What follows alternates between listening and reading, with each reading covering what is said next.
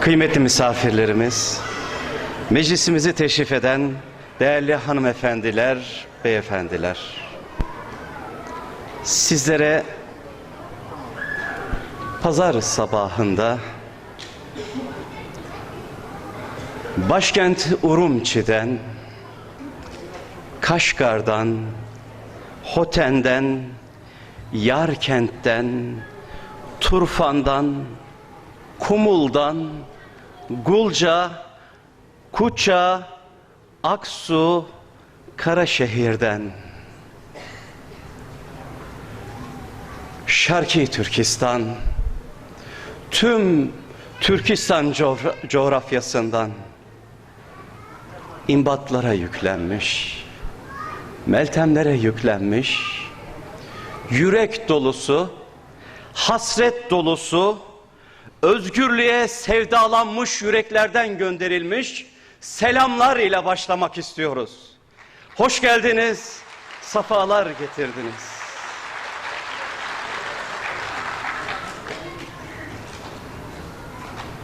Taklamakan çöllerinde gezip de ciğeri yanmışların, Turfan'da, bağlarda dolaşıp da bereketli topraklardan hararetini dindirenlerin, özgürce gök kubbenin altında dolaşıp da bir tek Allah korkusuyla asırlarca orada dolaşmış insanların torunlarından selamlar ile, dünyanın dört bir yanına dağılıp da gök bayrağı unutmayan, sevdasından vazgeçmeyen, hasretle gözleri yaşaran, nemlenen, sahip olduk evlatlarına vatan, vatan diyerek özgürlük türkülerini söyleyen nice gençlerin, genç kalmışların, aksakalların, koca kişilerin dualarıyla ayakta durmak isteyen ve bu sevda, bu kavga, bu dava uğruna Allah'a iman etmişliğiyle canını, malını, vaktini vakfetmişlerin bütün adanmışlık sözleriyle hoş geldiniz, safalar getirdiniz.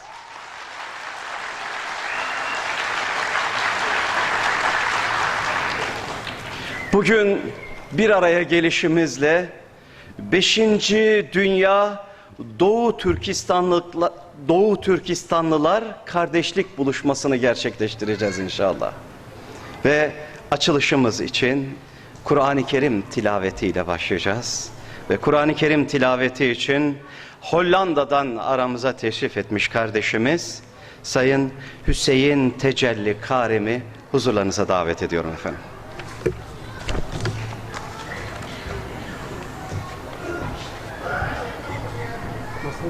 Hocam, böyle buyurun, hazırlar.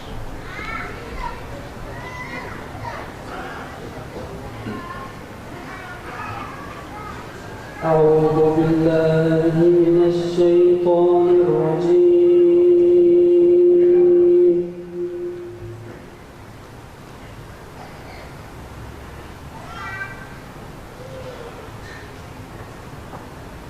Bismillahirrahmanirrahim.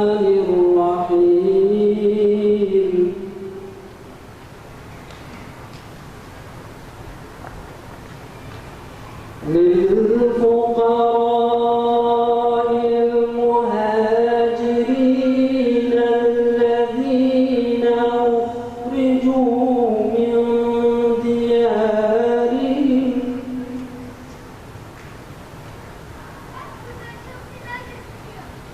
أخرجوا من ديارهم وأموالهم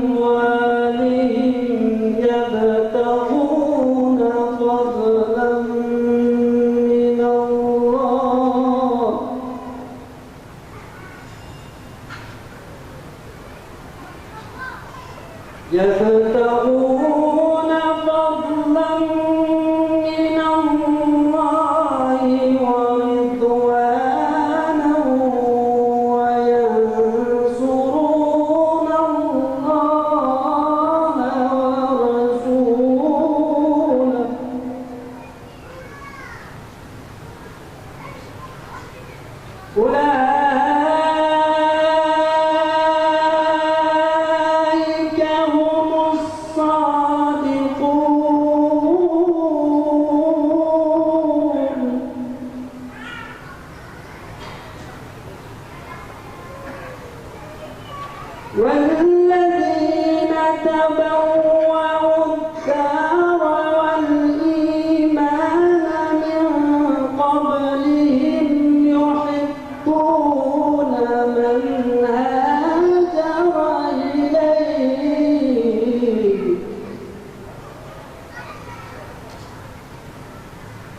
ولا يجدون في صدورهم حاجة مما أوتوا ويؤثرون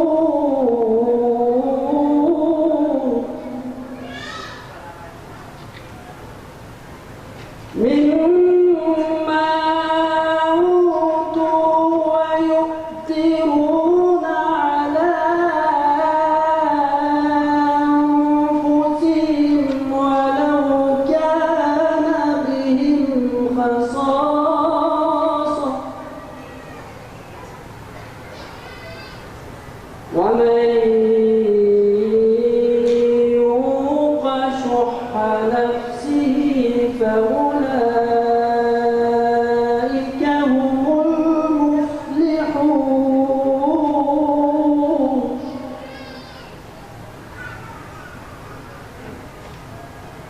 والذين جاءوا من بعدهم يقولون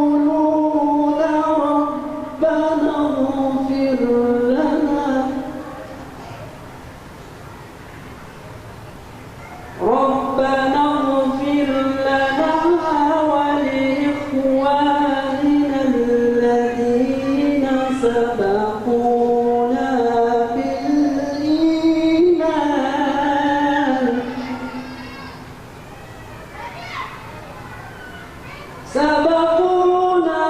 بالإيمان ولا تجعل في قلوبنا غلا للذين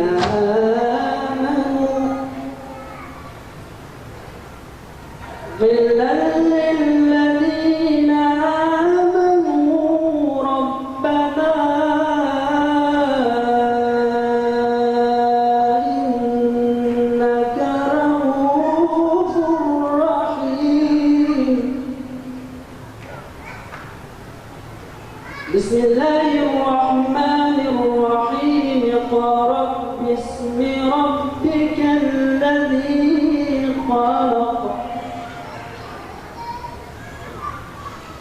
خلق الإنسان من علق. اقرأ وربك الأكرم الذي علم بالقلم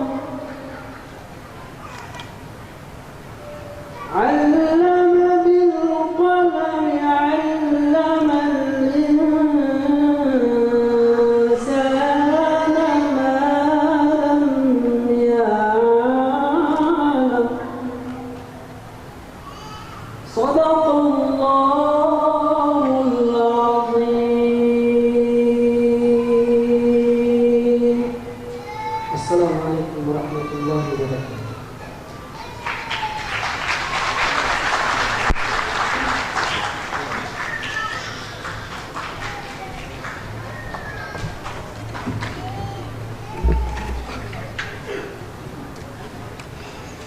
Sayın Hüseyin Tecelli Karim'e teşekkür ediyoruz. Kıymetli misafirlerimiz, Türkistan demek, Yesi demek. Taşkent, Semerkant, Buhara, Merv, Kaşgar, Urumçi, Hoten, Bişkek, Almatı, Çimkent demek. Türkistan demek, ilim, irfan demek. Yüzlerce ilim, irfan ve gönül sultanlarının merkezi demek. Bizler bugünkü toplantımızı 5. Dünya Doğu Türkistanlılar Kardeşlik Buluşması'nı Abdülkerim Satuk Burahan'ı anarak, Gazneli Mahmud'la birlikte, Emir Timur'un heybetiyle, Selçuk Bey'in coşkusuyla, Babür Şah'ın haşmetiyle, Melik Şah'ın o güzel aklıyla, insanlığa önderlik etmiş, müminlerin imamlarından İmam Buhari ile İmam Tirmizi, İbn Sina, Ebu Nasr el-Farabi ile Fergani, Zimahşeri, Sekkaki ile birlikte bizler bugünkü toplantımızı Divan-ı Lügat-ı Türk'ün yazarı Kaşgarlı Mahmud ile Kutatku Bilgin yazarı Yusuf Has Hacib ile Atabül Hakaik adlı dev eserin sahibi Ahmet Yükneki ile birlikte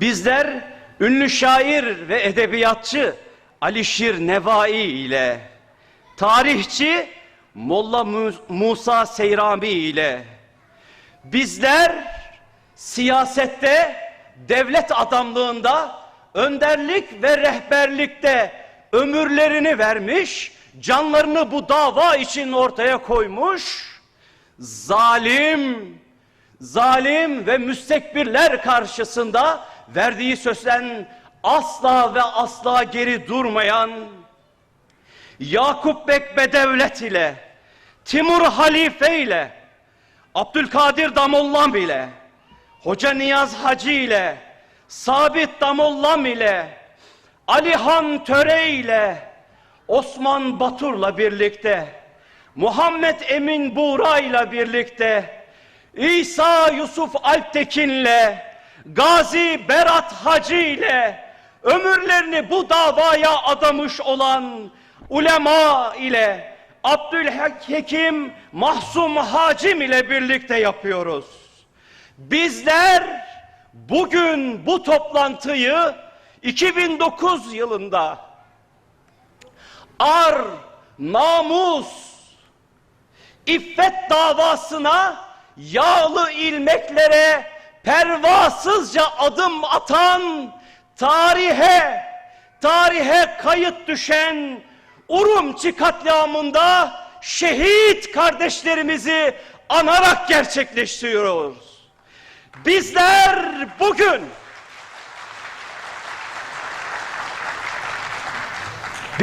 bugün muhaceret yolunda yorgun düşmüşleri, yolda kalmışları anarak, diasporada vatan ve özgürlük hasretiyle yananların duygusunu paylaşmış olarak bizler bugün burada gök bayrak sevdasıyla özgürce yaşadığımız, asırlarca bu türküyü söylediğimiz, mavi gök altında nice sözler sarf ettiğimiz halde o mavi göke, yeryüzüne indirdiğimiz hilal ve ay yıldızı nakşettiğimiz halde özgürce dalgalansın diye, bu bayrak göklerden yere inmesin diye gereken neyse canını, malını, vaktini burada vermekten, bu yola vermekten asla ve asla imtina etmeyecek, bu sözleri sarf eden dava delisi kardeşlerimizle birlikte gerçekleşsin diye, yaşansın diye bizler bu toplantıyı gerçekleştiriyoruz. Kıymetli misafirlerimiz, 2009 yılında gerçekleştirdiğimiz ilk toplantımızda kardeşlik dedik ve yeryüzüne dağılmış olan Doğu Türkistanlı kardeşlerimizi davet ettik. 2010 yılında dayanışmanın ehemmiyetine parmak bastık, buna dile getirdik. 2011 yılında plan ve projelerle kafa yorduk. Bu işleri nasıl gerçekleştiririz diye dirsek çürüttük. 2012 yılında bu davamızı yeryüzüne duyurmak ve kardeşlerimize ulaşmak için sosyal medyayı nasıl verimli bir şekilde kullanırız diye dertlendik ve dertlerimizi dile getirdik.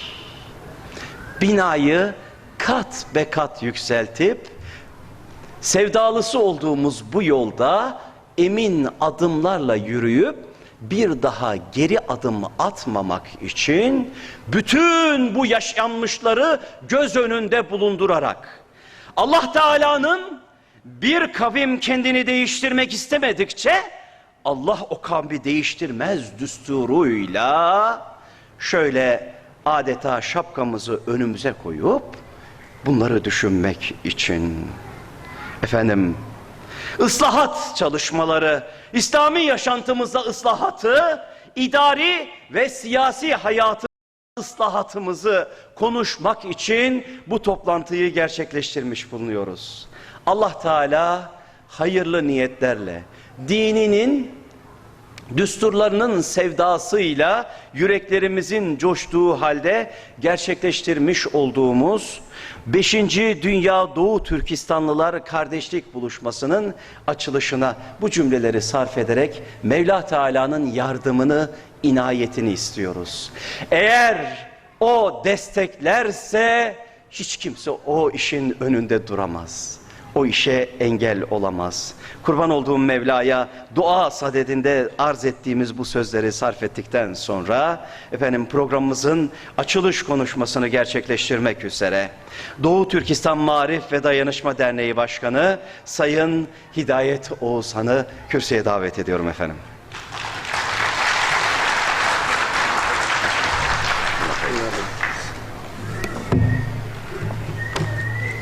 Bismillahirrahmanirrahim. Selamun Aleyküm ve Rahmetullahi ve Berekatuhu. Selamun Aleyküm.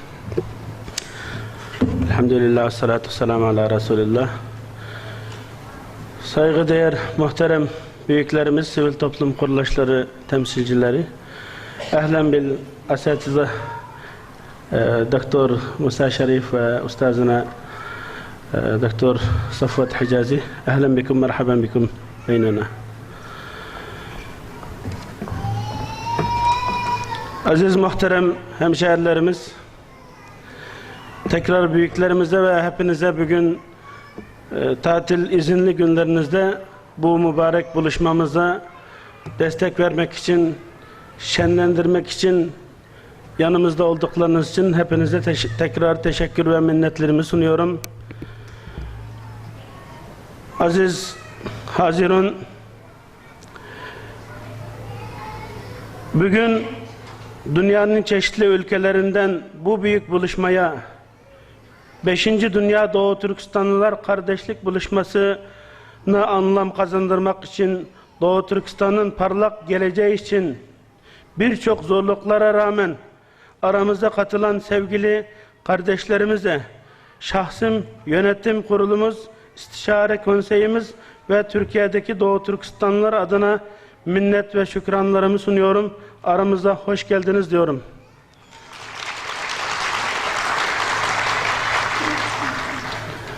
Malumunuz Doğu Türkistan halkı 64 senedir Çin işgali altında, bütün insani hak ve özgürlükleri ellerinden alınmış olup yaşadıkları zulmet kuyusunun dışındaki her hür dünyada nefes alan Müslümanlar, soydaşlar ve insanlık aleminden bağları tamamen kopuk bir vaziyette yok olmayla var olma arasındaki mücadelesinde kendi başına uzun ve çetin bir yol kat etti.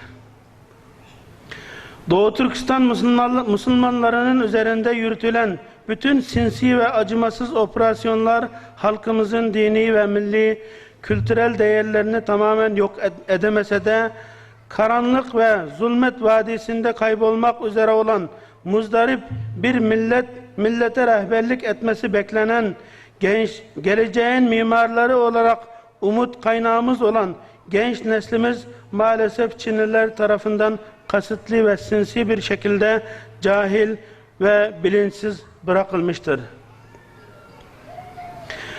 Tarihte uygarlık, ilim ve medeniyeti ile yetiştirdiği alimlerin dünyaya ışık tutan eserleriyle kendini tanıtan bir topluluğun artık alim, bilgin, siyasi rehber ve iyi idareci gibi vasıflara sahip yetişmiş nesilleri üretemez hale gelmesi çok acı bir gerçektir.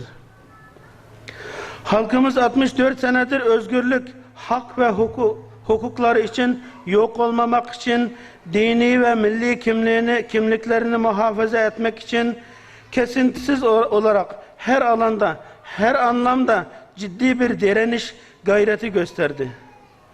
Esaretin bu uzun yolculuğu içerisinde verdiğimiz bütün mücadeleler ve sarf edilen büyük gayretlere rağmen kazandıklarımızdan ziyade kaybımız ve acılarımız çok oldu. Mücadele envanterimizi şöyle bir baktığımızda kazandıklarımızdan ziyade baktığımızda şunları net bir şekilde görebiliyoruz.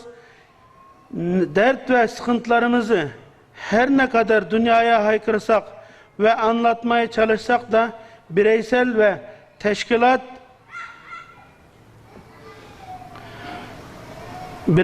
teşkilat olarak samimi bir şekilde elimizden geleni yapmaya çalışsak da attığımız adımlarımızın sonuç itibariyle yetişmiş elemanlarımızın eksikliği, kısıtlı imkanlar, çalışmalarımızda bilimsel ve stratejik planlama ve hareket kabiliyetimizin yetersiz olması, düşmanımızın artan güç ve tesiri ile birlikte dünya konjonktürünün aleyhimize gelişmesinden gayret ve çabalarımız hamasi ve rastgele girişimler olarak gözümüze çarpmaktadır. Bu vaziyet her geçen gün ümidimizi yitirmemize ve kendimizi toparlayarak geleceğimizi kurtarmakta çok büyük engel teşkil etmektedir. Bu nedenle Doğu Türkistan Maarif Cemiyeti ve Dünya Doğu Türkistanlılar Kardeşlik Buluşması İstişare Konseyi olarak maruz kaldığımız bu vahim durumdan kurtulmak için öncelikle hastalığımıza doğru bir teşhis koymamız gerektiğini, aksi takdirde bu halimizle mücadele yolundaki bataklık ve azgın dalgalardan kurtulamayacağımız kanaatine vardık. 5 senedir geleneksel hale getirdiğimiz bu kardeşlik buluşmasında bahsettiğimiz meseleleri bütün yönleriyle müzakere, münakaşa, eğitici seminer, kurslar ve istişare ile birlikte diasporada bütün ihtiyaç duyulan alanlarda somut plan ve projeler uygulamaya konulmaktadır. Aziz, muhterem Hazirun, bu kardeşlik kafilemiz 2009 senesinde yola çıkmıştı. Sanki dün yola çıkmış gibi hissediyorum. Ama kocaman 5 sene olmuş. Küçük bir kafilenin şu an büyük bir kervana dönüştüğünü görüyorum. Allah'a hamdolsun ki bu kardeşlik çemberini oluşturan bütün hizmet arkadaşlarımızın hulusi niyeti, cesareti, çalışkanlığı ve fedakarane gayretleri neticesinde çalışmalarımız yavaş yavaş Doğu Türkistan başta olmak üzere Türkiye, Avrupa, Orta Asya ve dünyanın çeşitli ülkelerinde yayılarak ilim ve araştırma, eğitim ve insan yetiştirme, liyakat, idare yönetimi, dünya gündemini ve olayların seyrini takip edebilme becerisi, siyasi bakış ve stratejik adımlarla hareket etme kabiliyetini geliştirme açısından kayda değer ve ümit verici bir noktaya ulaştığına inanıyorum. Bu iddiamızın doğruluğunu hedef ve gayemize doğru başlattığımız koşumuzun 5. senesinde gönüldaş hizmet arkadaşlarımızın yaşadıkları ülkelerde ürettiği hizmet eserleri aynı dinamizm, aynı heyecan, coşkuyla burada olmaları başarıya atılan bu büyük projenin doğru yolda ilerlemekte olduğunu kanıtlamaktadır. Bu seneki kampın ana teması geniş istişare ve fikir alışveriş neticesinde ve yukarıda tespit ettiğimiz gerçekleri doğrultusunda ıslah olması kararlaştırılmıştır. Kur'an-ı Kerim'deki Ra'd suresinde "İnnallâhe lâ yugayyiru mâ bi kavmin hattâ yugayyiru mâ bi enfusihim." Allah'ın bir kavmi kendi nefislerindeki hali değiştirmedikçe onların hallerini değiştirmez. Ayetinden yola çıkarak 3 temel ıslahat noktası oluşturuldu. İslami ıslahat, siyasi ıslahat ve idari yönetişimde ıslahattan ibarettir. İslami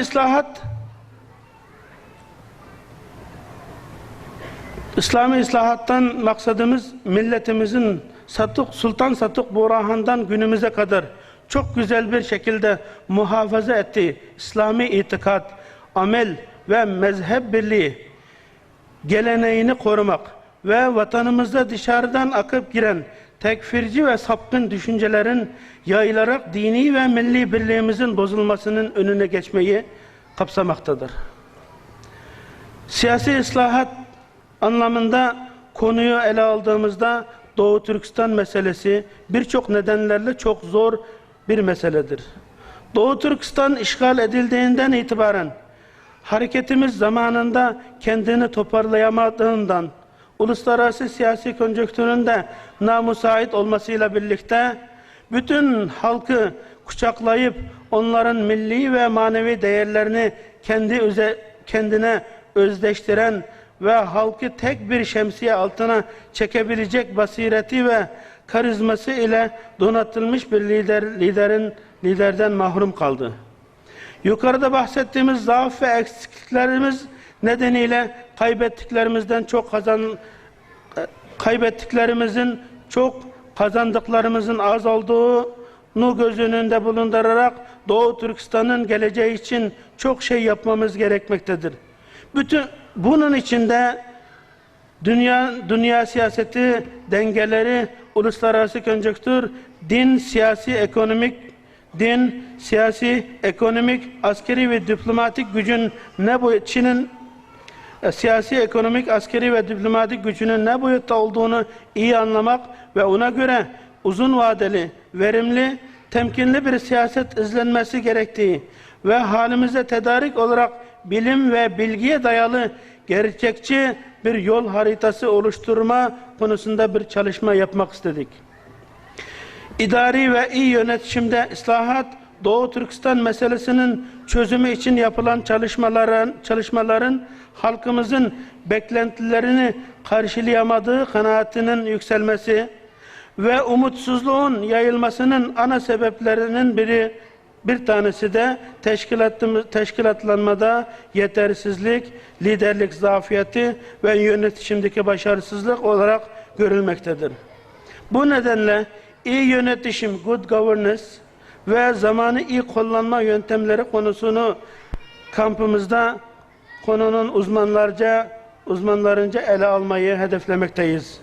Burada zaman kısıtlı olmasından dolayı sizlere kamp faaliyetimizde yapacaklarımızı ancak bu kadar özetleyebildim. İnşallah kamp sonrası deklarasyon ve raporlarımızı dergi şeklinde hazırlayarak sizlerin huzurunuza sunacağız. Bu bir haftalık kamp faaliyeti içerisinde yapacağımız seminerler, kurslar, müzakere ve istişarelerin başarı ile tamamlanması ve halkımızın umut ve arzularına ulaşması, faydalı sonuçlar ve somut kazanmalarına vesile olması için Cenab-ı Allah'tan niyaz ediyorum. Bunun için hepinizin dua ve desteklerinizi temenni ederek konuşmamı bitirerek siz değerli hemşehrilerimize dünyanın her yerinden bu toplantıya mazeret bildirmeden coşkuyla iştirak eden kardeşlerimiz ve teşkilat temsilcilerine teşekkür etmekle beraber bu büyük hizmete maddi ve manevi katkıda bulunan İHA İnsani Yardım Vakfı, İnsan Medeniyet Harekatı, Siyasal Vakfı, Sivil Dayanışma Platformu, İDSB, TGTV, Uluslararası Hukukçular Birliği, Deniz Feneri Derneği ve diğer kardeş teşkilatların destek vermesiyle onlarla teşekkür ve minnetlerimi bildiriyorum. Hepinize teşekkür ederek ayrılmak istiyorum.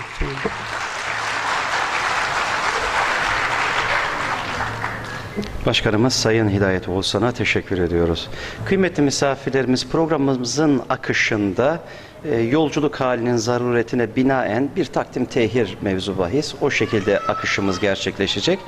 Mazeretimizin kabulünü arz ederim efendim.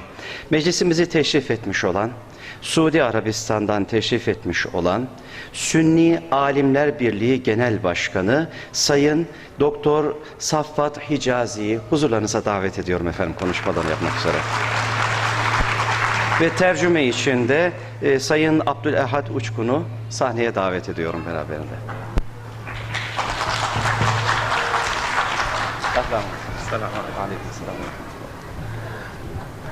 Esselamu Aleyküm ve Rahmetullahi ve Berekatuhu.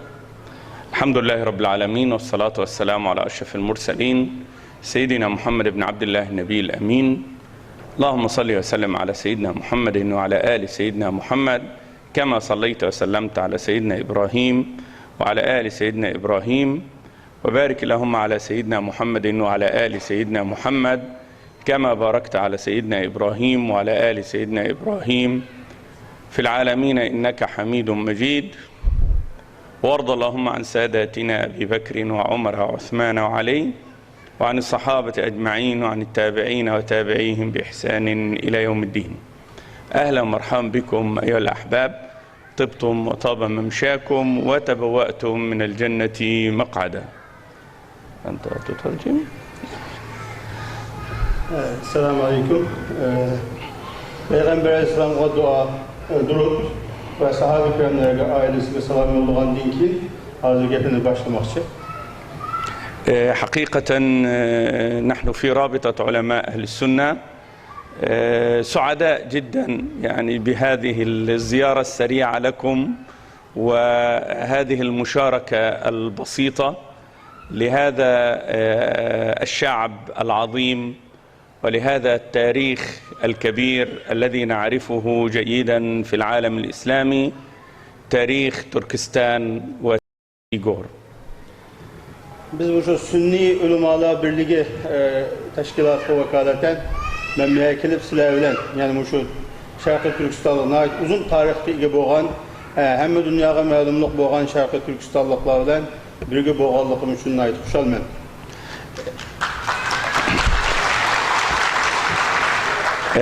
نحن في رابطة علماء أهل السنة وعلاقتنا مع الإخوة طلاب العلم من تركستان سواء كانوا في مصر أو في المملكة العربية السعودية أو هنا في تركيا نعرف جيدا آمالكم ونعرف آلامكم ونعرف ما تصبون إليه وما تريدونه. Biz şu Sünni Ulemalar Birliği buluştuğumuz bilen Suudi Arabistan, Mısır, Türkiye'deki her yerdeki Türkistanlık okuyucular bilen alakamız boğaçka. Şularının münasebeti bilen biz sizlerinki derdinlerini ve sizlerin nime isteydiğinlerini ve sizlerin ahvalının nereden neye kelivatkallıkını ve kitapkallıkını yaxşı biliriz. نحن نعرف الدور الذي قامت به تركستان قديما من أول ما دخل إليها الإسلام وكيف كانت دور تركستان ودور أهل تركستان في نشر الإسلام في آسيا وفي ربوع آسيا جميعها. İlgili zamanda bu Şarkı Türkistanlıklarının, yani Türkistanlıklarının ki İslam yolunda gösterken hizmetleri, İslam dinini tartış yolunda oynayan rolünü gayet yaxşı biliriz, düşünürüz. ودور تركستان الآن في هذه الأيام لا يقل أبدا أهمية عن دور أجدادكم وآبائكم الذين حافظوا على الإسلام في آسيا، الذين نشروا الإسلام في آسيا. دوركم الآن هو الحفاظ على الإسلام في آسيا وفي الصين والحفاظ على الهوية الإسلامية الحقيقية في هذه البلاد. Senin adıboğuna İslam dinini tartış yoluna ait çoğunca hizmet gösterken sizlerin bugünkü günde üzerlerindeki İslami kimlikini saklap kalış yolunda körüstüvatlar rolunlar mı atıboğanlarının gösterken hizmetlerden her gün kam emez. نحن يعني نريد في رابطة علماء أهل السنة أن نرد لكم شيء من الجميل الذي قام به الآباء والأجداد في الحفاظ على الهوية الإسلامية في آسيا. ولذلك نحن معكم بكل ما نستطيع، نحن معكم بكل ما نقدر على أن نقدمه حتى نحافظ على هذا الدور العظيم لهذا الشعب الكبير، شعب تركستان. Bizim şu İslam Sünni Müslüman ulemalar birlikte buluştuğumuz bilen sizlerninki hazır oynayatkan rolunlarını tekemi cari kıldırışınlar ve sizlerinin tekemi algı ilgilişinler için kolumuzdan kelgen mekelilgan her kandak hemkarlıkını kılışka ve sizlerle hemkarlıkı teyamiz.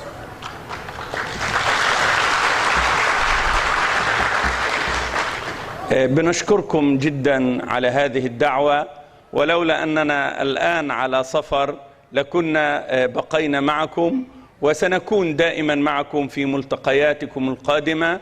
سنتعاون معكم، وإن شاء الله لن نترك الإسلام يضيع أبدا في تركستان، ولن نترك الإسلام والهوية الإسلامية تضيع في تركستان أبدا. شكر الله لكم، والسلام عليكم ورحمة الله وبركاته. Ben sizlerden benim bir yere davet ettiğim için çok rahmet ettim. Ben hazır seferge çıkılgan bu pahalılığım için hazır ayrılma. Lakin sizler hatırlayacağım bulanlar ki İslam dini sizlerin yurtunda boğan Şarkı Türkistan'dan herkes yok almaydı ve bizim her zaman bütün Müslüman İslam dünyası her zaman sizlerden birlikte bulundu. Şükran. Selamun Aleyküm.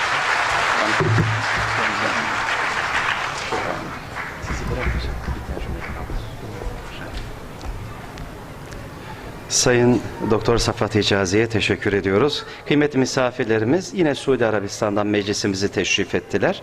Sünni Alimler Birliği Azınlıklar Komisyonu Başkanı Doktor Sayın Musa Şerif'in konuşmaları için teşrifini arz ederim efendim. Abdülahad Uçkun tercümesini yapacak yine.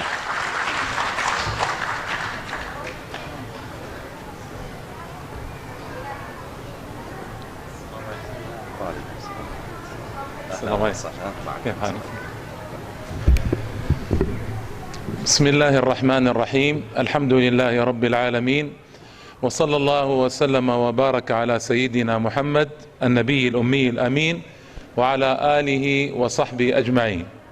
أما بعد، أيها الإخوة والأخوات، السلام عليكم ورحمة الله تعالى وبركاته. ولأنا سعيد بوجودي بين إخواني وأخواتي من شعب الأيغور العظيم الذي كان له أعظم الآثار وأجل الأعمال في تاريخ الإسلام. Evvelen Allah Teala'ya hamdü, Peygamber Aleyhisselam'a ve ailesiyle, sahabe-i kiramlarına salam yolluğa dinkin. Ben şu uzun tarihte iyi olan ve tarihten hayat çok İslam'da hayat çok hizmetlerini kılgan Uygur evlatlarıyla bir yerde bir yığında boğalıkım için ayıpsam. ثلاثة أمور أريد أن أركز عليها سريعا. الأمر الأول الإسلام والإسلام والإسلام. الإسلام دينكم وسعادتكم في الدنيا ونجاتكم في الآخرة، وأنتم تواجهون دولة كبيرة ودولة صعبة، دولة يحسب لها الناس ألف حساب، وبدون الإسلام لا يمكن لكم أبدا أن تثبتوا أمام هذه الدولة، ولا أن ترسخوا أقدامكم في الجهاد والمقاومة الدعوية والمقاومة لاسترجاع بلادكم من هذه الدولة. لا يمكن بدون الإسلام. Ben sizlere üç dersini tavsiye yapmak için. Birincisi İslam, ikincisi yeni İslam, üçüncüsü yeni İslam. Sizler hazır dünyada siz terakki kılıvatkan, her kanda devlet bunun ile karşılığını istemeydiğen çok bir düşman bilen karma karşılık edip kalır. Bunun tutuluştan tek yolu sizler için İslam'da çok tutuş ve İslam arkadan hareket kılış, İslami görsetmeyle birlik getirişten ibaret. Bunun için İslamsız sınırdan hareket almak ve bakılış mümkün edemez. Şu an ben sizlerle birinci, ikinci, üçüncü bulup yanına şu İslam'ı tavsiye yapalım. الأمر الثاني أنتم تعيشون الأمر الثاني المهم، أنتم الآن تعيشون وكلنا نعيش في زمن تاريخي مهم، زمن تغيرت فيه كثير من الأمور، زمن ذهب فيه كثير من الطواغيت إلى مزبلة التاريخ، زمن يدعى زمن الربيع العربي. وهذه فرصة عظيمة لكم معشر الأيغور في استثمار ما يجري اليوم. نحن في منعطف تاريخي لم يكن منذ قرون. نعم. Hazırki sizlerinin müşereket kılıvatkan şu zamanınla nayet mühim bir zaman buldum gibi. Bu zamanda dünyada siyasi taraftan her cihetten nayet özgür işler bulavatkan, Arap dünyasında Arap baharı bulavatkan, çok özgür işler bulavatkan bir tek buldum gibi oldu. Bunun için bu fırsatına nayet yakışı kadir edişimiz lazım.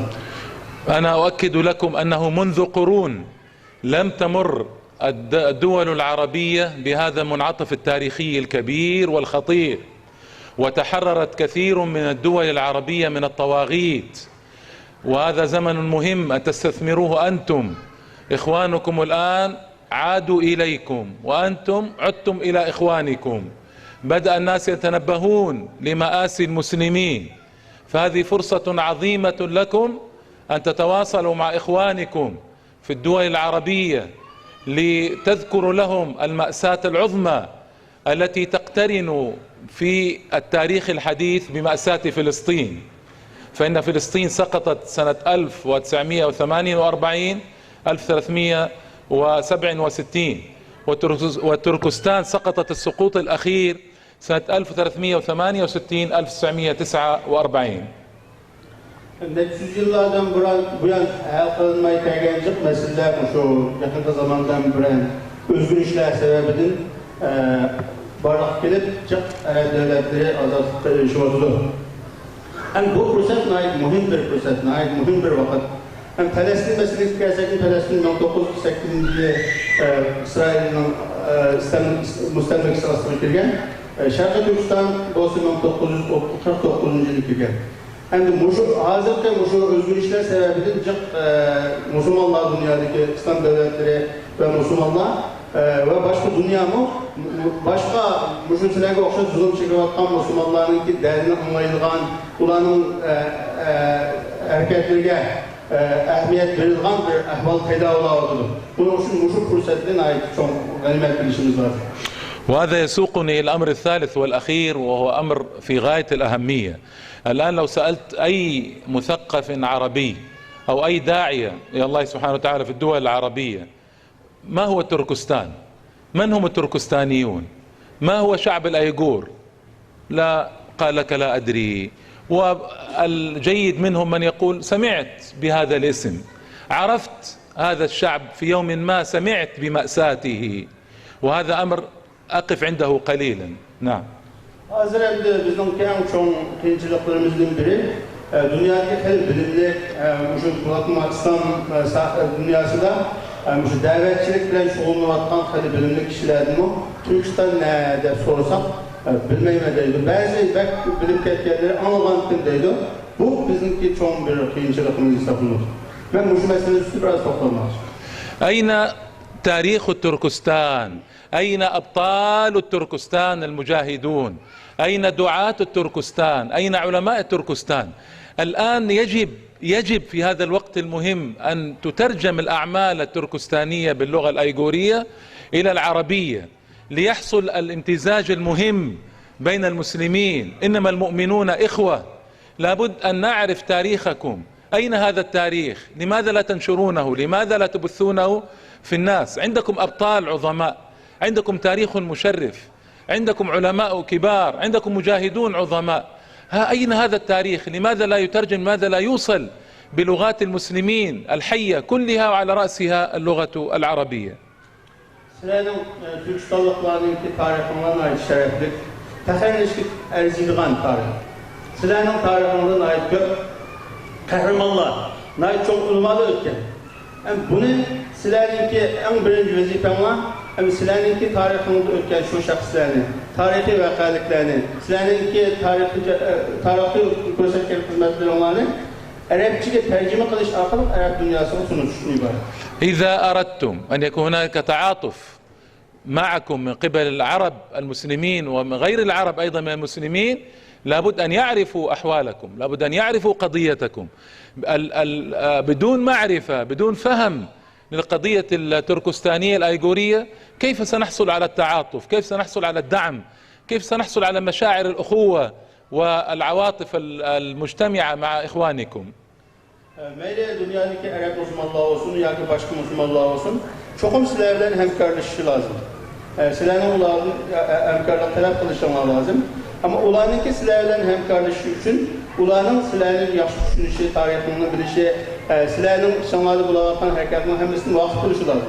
Onun için sizler, uzanlarının tarihi olsun, başka senin sunuşturduğun ne olsun, bunu başkalarına şu tercüme kılış arkada kulağa sunuşun lazım. Kulağa senin ehvalını inip bilmese, sizlerden kandan hemkarlaşarlar. أنا أختم بالقول أن المسؤولية في هذه القضية التركستانية تقع علينا وعليكم. أما علينا فبالدعم والنصرة والتعريف ومحاولة نجدة هذه القضية بكل طريقة ممكنة.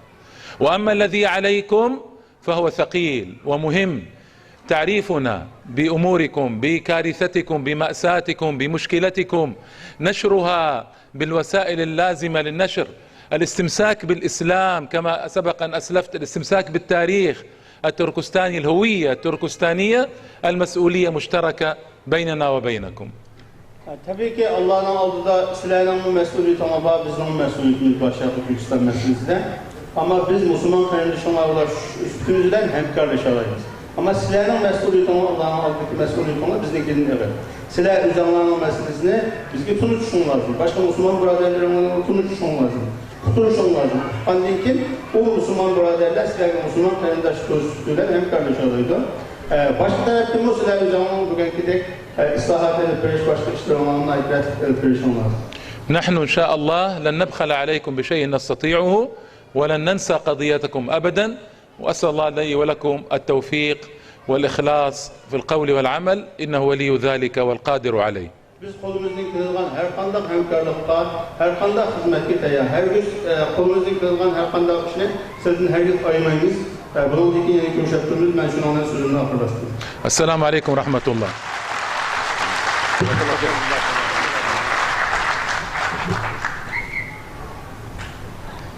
Konuşmalarından dolayı Sayın Musa Şerif'e ve tercümeden dolayı da Sayın Abdülehad Uçkun'a teşekkür ediyoruz. Kıymetli misafirlerimiz, bundan asırlar önce şöyle demişti Bilge Hakan. Ben Çinlilerin altın, gümüş, ipekleri, tatlı sözleri ve diğer değerli hediyelerine aldanmadım. Biz birçok Türklerin onlara aldanıp yok olup gittiklerini ve kulluğa maruz kaldıklarını hiç unutmadık.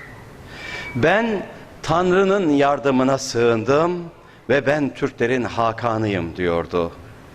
Bu düsturu hiç aklımızdan çıkarmadan yaptığımız ve yapacağımız çalışmalar ile efendim beyaz perdeye yansıyacağı şekliyle şimdi sizlere kısa bir sinevizyon gösterimimiz var.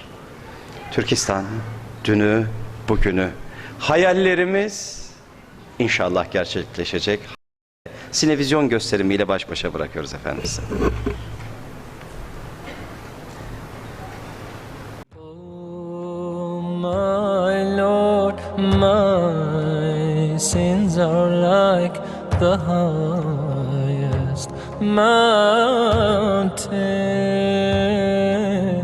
My good deeds are very few. They're like a small pebble